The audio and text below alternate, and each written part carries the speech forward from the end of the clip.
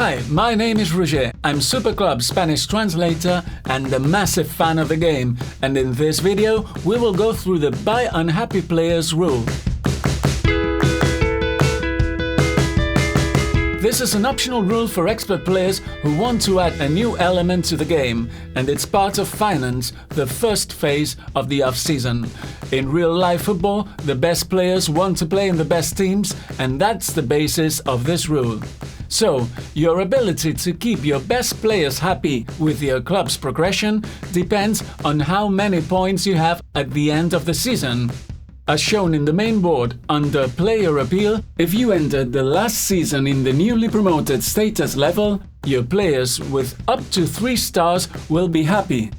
If you ended in Established, your players with up to 4 stars will be happy. If you ended in Mid-Table, your players with up to 5 stars will be happy. And in Title Contender, all your players will be happy. If your point marker ends up in a status level above one or more of your competitors and they have a player that you could keep happy but they can't, you can make a bid of 15 million per each of his full stars.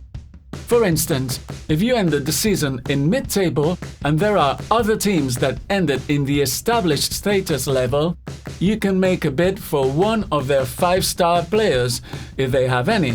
Since they cannot keep 5-star players happy, but you can. You cannot bid for a 6-star player though, since you wouldn't be able to keep him happy either.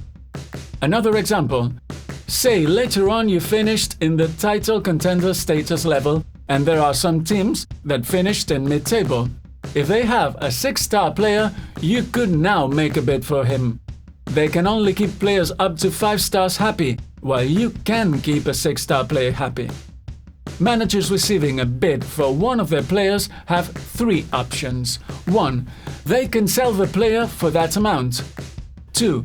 They can try and negotiate a better deal. Or 3. If negotiations fail, they must bench the player for the entire upcoming season, as he was anxious to play for a better team and he will now be angry and refuses to play for the club. Let's see how a negotiation would work. Say the Red Valley Rovers finished in the established status level, which is not a very good result when you have one 6-star player and one 5-star player. These 2 players may not be happy in this team. They could believe they are too good to play for them and they would rather play for a better team. Is there a team in a higher status level? If not, no problem. They are in one of the best clubs there are. But if there is at least one team in a higher status level, beware. If none of these teams makes an offer for them, they will stay in their club, as if nothing happened. However, if for instance, Yellow Bay ended in the title contender zone, they may want to bid for any of the 2 players that Red Valley Rovers cannot keep happy now they ended in the established zone. They decide to bid for the 6-star player. So they place the minimum bid, which is 15 million per each full star the player has, so 90 million. The Red Valley Rovers are not happy about that. They could accept the bid, but they decide to bargain instead. I can sell it for 150 million. I would rather bench him than give him away for 90 million. Now, both teams can reach an agreement for 150 million, but Yellow Bay decides to bargain as well. 120 million. If both managers finally agree on a price, the 6-star player will leave Red Valley and sign for Yellow Bay. If not, Red Valley will keep the player, but they will have to bench him. That is, place him face down on any slot on the left side of the manager folder for the whole next season. Benching the player will retain his value to the squad. That is, it will not affect the squad token. He simply will not play any match during the whole season.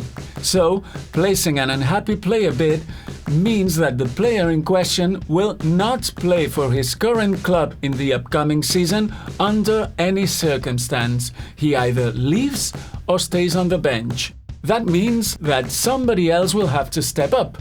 The manager receiving the bid immediately gets to add 1 star to one player with potential, regardless of whether the unhappy player stays or goes. So, in the previous example, one of the Red Valley talents will gain an extra star for free. The Red Valley manager will choose what player will be upgraded.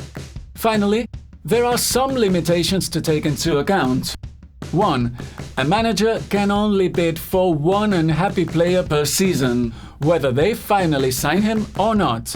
So, regardless of the outcome of the negotiations for the 6-star player, Yellow Bay will not be able to bid for any other player until the next season. 2. A manager can only be the target of one unhappy player bid per season.